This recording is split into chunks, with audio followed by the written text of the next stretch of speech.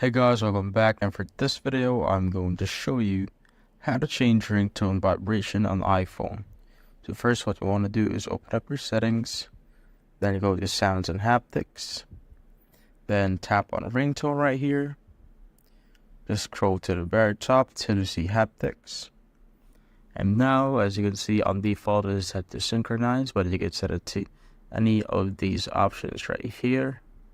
Let's say I want to set it to alert,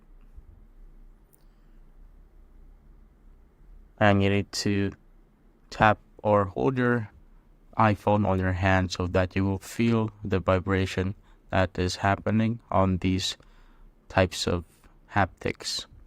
Once you're done, you just need to go back, or you could either set it to none right here so that there will be no haptics.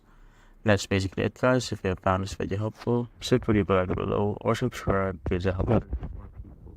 See you on the next one.